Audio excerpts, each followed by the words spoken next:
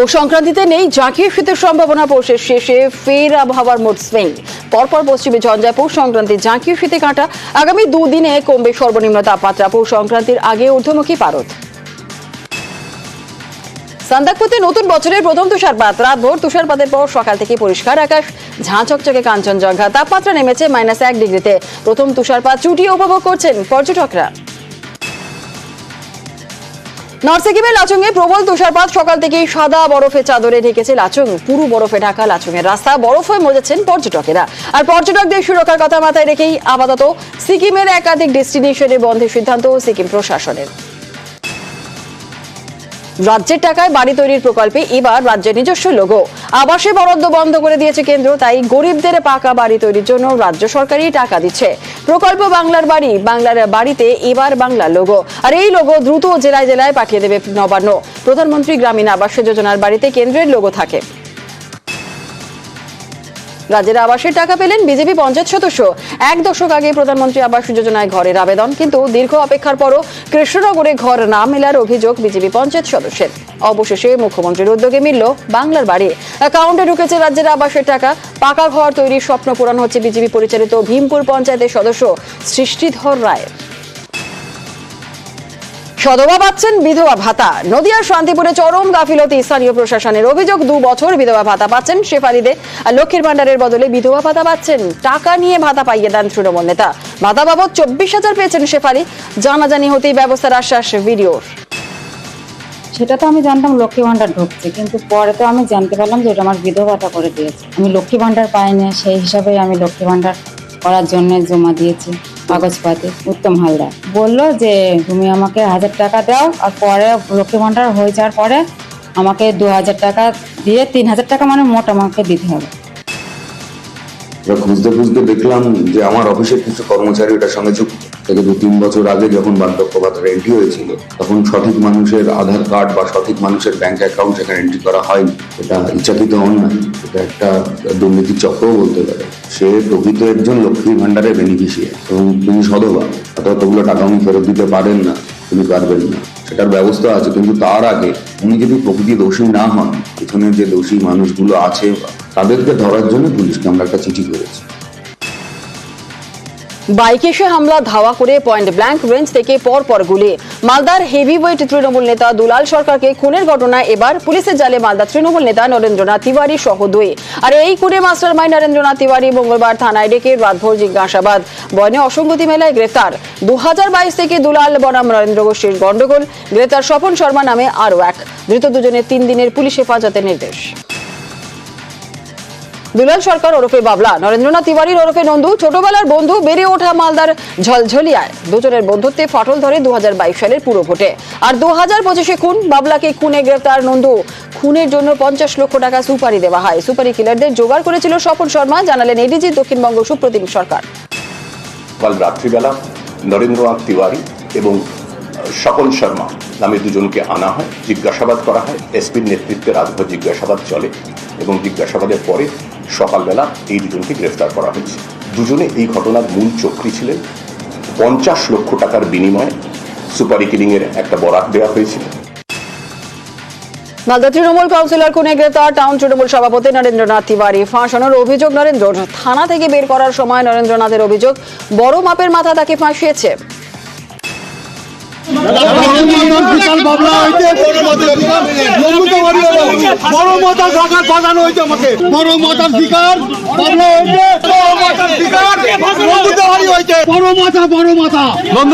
আপনি কি চক্রান্ত শিকার? হ্যাঁ, চক্রান্তের শিকার। আপনি চক্রান্ত শিকার অবশ্যই।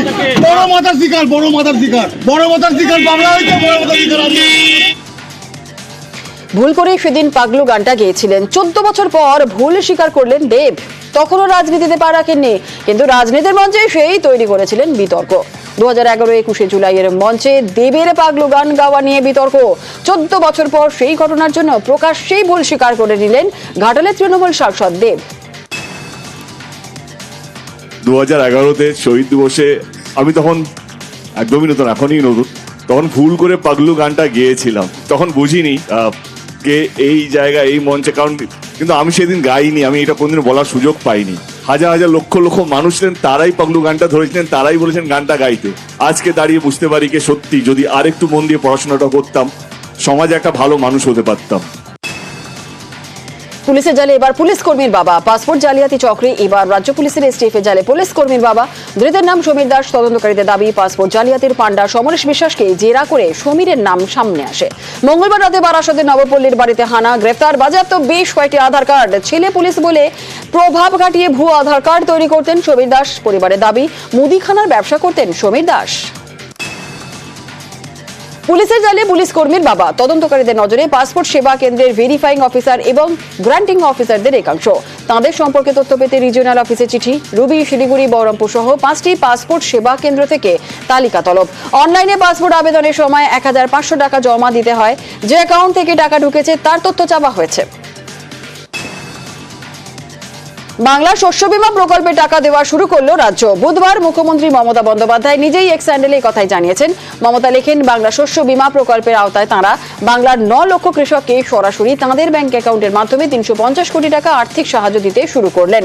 মুখ্যমন্ত্রী আরো জানান, চলতি মরশুমে প্রতিকূল আবহাওয়ার কারণে যারা ক্ষতিগ্রস্ত হয়েছেন সেই সব কৃষকদের ব্যাংক অ্যাকাউন্টে টাকা ঢুকবে। এই সন্দেশখালীতে গণধর্ষণের অভিযোগে রাজ্যের রিপোর্ট তলব কলকাতা হাইকোর্টের। আগামী সোমবার রিপোর্ট দিতে হবে রাজ্যকে। আর বিচারপতি জয় সেনগুপ্ত নির্দেশ, আপাতত নির্যাতিতার বাড়িতে পুলিশ পাহারা এবং নিরাপত্তার ব্যবস্থা করতে হবে।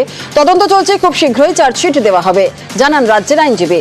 রাজ্য রিপোর্ট দেওয়ার জন্য সময়ও চায়, আর একই সঙ্গে এই ঘটনার তদন্তের অগ্রগতির রিপোর্ট তলব করছেন বিচারপতি। 12 টাকা চাইতে গিয়ে জুটল কুকুরের কামড়। রায়গঞ্জে ধারের টাকা চাইতে গিয়ে আক্রান্ত হলেন যুবক। ধারালো অস্ত্র বা আগ্নেয়াস্ত্র নয়, যুবককে মারধর করে পোষ্য কুকুর লেলিয়ে দেওয়া হয় রায়গঞ্জের মিলনপাড়ায়। কুকুরের হামলায় গুরুতর আহত দেবদ্যুতি রায় নামে এক যুবককে রাস্তায় ফেলে বেধড়ক মারধরের ছবি ভাইরাল সোশ্যাল মিডিয়ায়। আজকে যে ঘটনাটা ঘটেছে, আমি ওর কাছে টাকা পাই 5000 টাকা মতো। কার কাছে? বিশ্বদীপ ঘোষ। তো আজকে টাকা চাইতে গেছি আমি, তো আমাকে বলছে টাকা দিয়ে দিচ্ছি, তুই আয়। তা আমি আমার বন্ধু সাগর দাস দুজনে আসি। এবার ও রড নিয়ে অলরেডি দাঁড়ায় আছে বাড়ির ভেতরে, আমাদেরকে ডাকছে।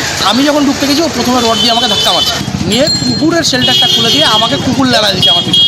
কন্ট্রোল করতে পারে না, রাস্তায় পড়ে গেছি। ও তখন আমাকে পিঠে রডের বাড়ি মারছে, কোমরের রডের বাড়ি মারছে, পায়ে রডের বাড়ি মারছে, হাতে রডের বাড়ি মারছে, 4টা রডের বাড়ি।